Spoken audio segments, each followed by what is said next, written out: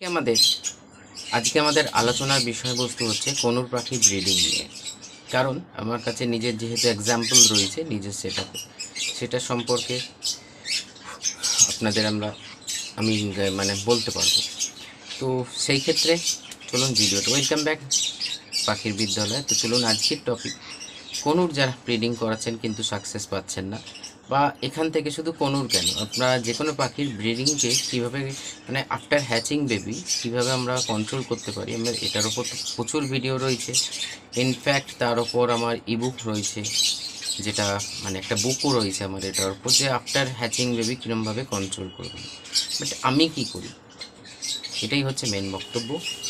চলুন এগিয়ে যাই। ফার্স্টে দুটো ক্লিপ দেখুন, হয়তো অনেকেই বিশ্বাস করবেন, অনেকেই বিশ্বাস করবেন, তবে আমাকে যারা অনেক দিন ধরে দেখছেন, অনেক দিন ধরে এই চ্যানেলের সঙ্গে ফলো করে আসছেন, তাদের বিশ্বাসে নিশ্চয়ই হবে যে আমার সেটা বেশিরভাগ ন্যাচারালে চলে, মানে 99% ন্যাচারাল, 1% হয়ে যাবে।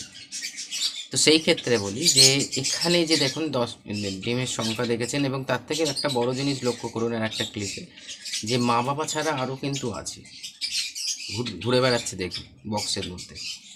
এই যে বন্ডিংটা একান্ত দরকার, কারণ আমার বেশিরভাগ হচ্ছে সব কিছুই হচ্ছে কলোনিজ, লাভবার্ডের কলোনিজ, জাবার কলোনিজ, বদ্রি কলোনিজ, কনুরে কলোনিজ, কারণ আমার জায়গা শর্ট, ফলে আমি কলোনিজ সেটআপের ওপর কাজ করি।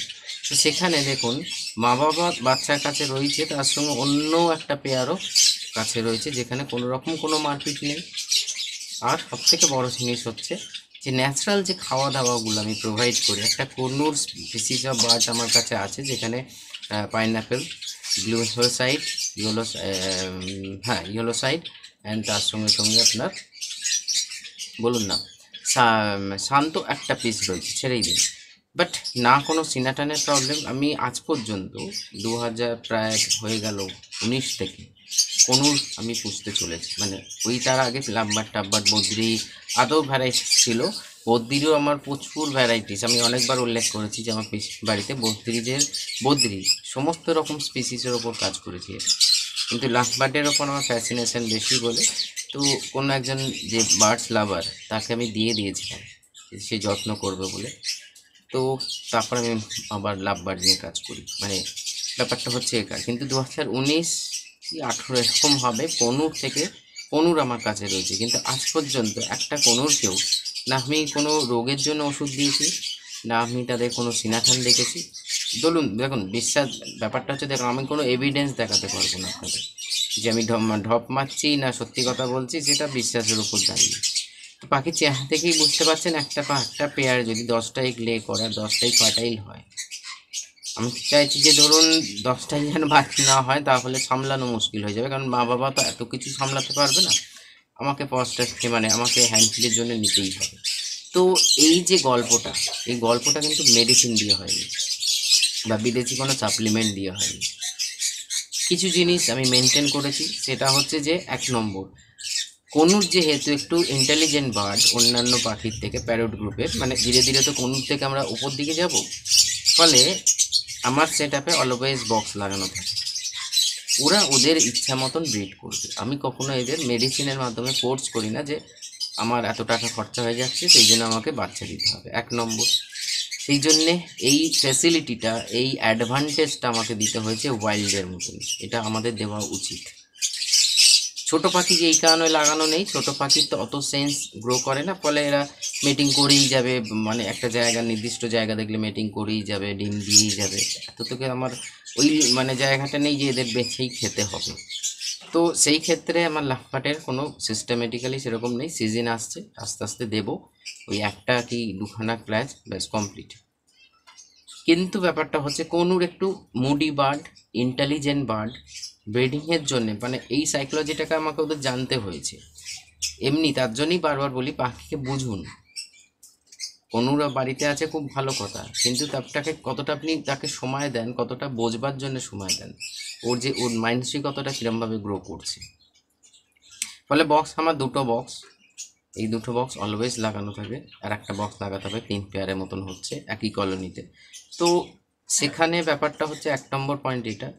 সেকেন্ড পয়েন্ট হচ্ছে প্রপার ফুড হ্যাবিটের মধ্যে রাখি আমি, যে এই নয় যে আজকে গম দিলাম কালকে ছোলো গম নয়, প্রপার একটা ফুড হ্যাবিট। 3 ধরনের খাবারের মধ্যে প্রথম সোপ ফুড, স্প্রাফ ফুড, তারপরে হচ্ছে এবং green vegetables, fruits, nuts and seed mix, তো অল্প মানে 20%-এর মধ্যে যেটা পড়ে আমার আছে। ফলে এখানে আর একটা এখানে যেহেতু খাদ্যের হিসাবে কথা বলছি, খাদ্যের সঙ্গে তো এখানে ভি প্লাস আমি নিজেরই প্রোডাক্ট ইউজ করি, কোনো বিদেশি বা দেশি সাপ্লিমেন্ট আর নয়। আর প্রপার রেস্ট, যে একটা নির্দিষ্ট সময় সমস্ত পাখিকে প্রপার রেস্ট, যাতে তাদের মেন্টাল কন্ডিশন ঠিক থাকে। প্রপার রেস্ট পেলে বডি হিলিং পাওয়ার, বডি ডিটক্সিং পাওয়ার, মানে ডাইজেশন পাওয়ার, ইমিউনিটি পাওয়ার, এগুলো ন্যাচারালি গ্রো করে। আর একটা কি, প্রপার পরিষ্কার পরিচ্ছন্নতা। কোনো পাখি যেহেতু একটু বেশি মাত্রায় পটি করে এবং কেজ ফ্লোর প্রচণ্ড মাত্রায় নোংরা হয় অন্যান্য পাখির থেকে, যেহেতু ফল পড়ে যায়, সফট ফুড পড়ে যায়, দানা পড়ে যায়, মাঝে মাঝে চান করে ফেলে সেই জলের মধ্যে ম্যাচাকার অবস্থা, এবার পাখি নিচেও নামবে, এটা তার ন্যাচারাল হ্যাবিট।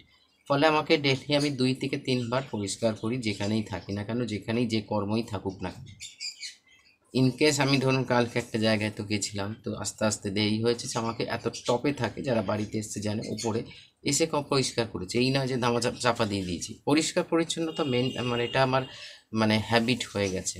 কিছু করি বা না করি পরিষ্কার রাখবো পাখিকে। তো এই কটা জিনিস, আর তাকে একটা প্রাইভেসি দেওয়া।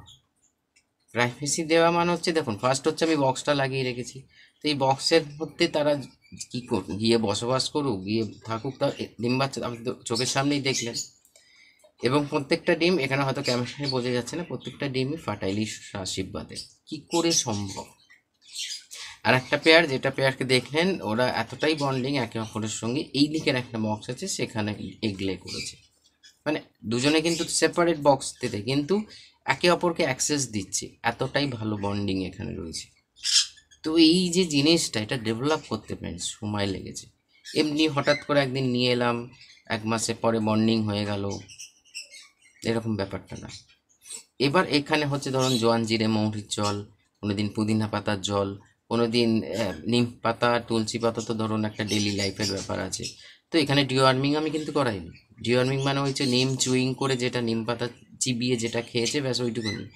বলে না যে প্রপার ডিওয়ার্মিং না হলে এগ লেইং, এগ ফার্টাইল হবে না, তো এটা ন্যাচারালে আমি অলওয়েজ মেনটেন করি। তো এটা হচ্ছে চোখের সামনে আপনাদের এভিডেন্স দেখালাম যে এসে যদি আমাকে একটা দেখে, আমার বাড়িতে আসুন, আমার যেখানে যেখানে মেডিসিন থাকে আপনাকে বলে দেবো, একবার দেখে নিন যে ওখানে আমার কোনো কেমিক্যাল মেডিসিন আছে কিনা। এইগুলো কেন বলছি?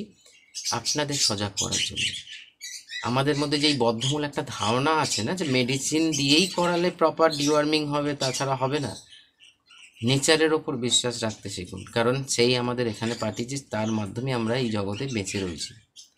ফলে মেডিসিন দরকার, মেডিসিনকে অ্যাভয়েড করা উচিত না, কিন্তু সব কিছুই মেডিসিনের মাধ্যমে হবে এরও কোনো মানে নেই। Proper food habit, proper rest, বক্সকে আমি কখনো মানে হ্যাঁ, ধরুন বাচ্চা যখন হয় না এমনি ওরা থাকে, আমি মোটামুটি ওই ধরুন 4 মাস 3.5 মাসে আমি নেস্টিংগুলো আবার বদলে দিই। একদম ঝুড়ো ঝুড়ো হয়ে যায়, নোংরা হয়ে যায়, নেস্টিং বক্স পরিষ্কার করে নামাই না, ওখানেই দাঁড়িয়ে ওরা বেরিয়ে যায় পরিষ্কার করে। আবার নতুন, আমি একটা ভিডিওতে দেখিয়েছিলাম, দেখবেন শান্তনু বার্ডস্ক্যান এখানে যে প্রপার করুণের নেস্টিং, তবু এখানে আমি একবার দেখিয়ে দিচ্ছি করুণের নেস্টিং কীভাবে করছি, আমি কী কী জিনিস দিয়ে, সেইটা হচ্ছে ব্যবহার।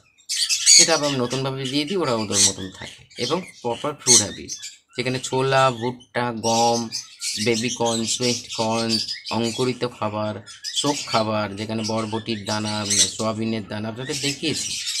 এবং তার সঙ্গে সঙ্গে ফ্রুটসের মধ্যে অন্তত 2 রকম ফ্রুটস ডেলি। তার একটা ক্লিপও দেখে নিন, মানে ক্লিপটা দেখলে বুঝতে পারবেন যে এরকম ভ্যারাইটিস আমি এখন দিচ্ছি। এখন তো বেবি হয়েছে, এখানে সব রকমই চলছে, সানফ্লাওয়ারকে চেপে দিয়েছি একটুখানি, বাকি সব ডায়েটের মধ্যে রয়েছে, কিন্তু কোনো ডায়েটকে ইনক্লুড করিনি। প্লাস যেমন চলছে। যে কোনো পাখিকে, এই যে আপনাদের আজকের দিনে প্রচুর মানুষের কল, আমি নিজে ভাবি এত কী করে শরীর খারাপ হয়, আর সিনা টান, বাচ্চা মরে যাচ্ছে। এই প্রত্যেকটা বাচ্চাকে আপনাদের স্টেপ বাই স্টেপ দেখাবো যে গ্রোয়িং কীভাবে হচ্ছে। মরলে তো বুঝতে পারবেন যে না, এটা তো দেখাচ্ছে না, নো এডিটিং, আপনাকে ওই রকম ওখানেই দাঁড়িয়ে শ্যুট করবো, নিয়ে আমি বসে আবার আপনাদের বলবো, কোনো কাজই চালাবো না ওখানে, যে কাট করে মেরে দিলাম, আসল জিনিসটা দেখালাম না, ওই রকম না।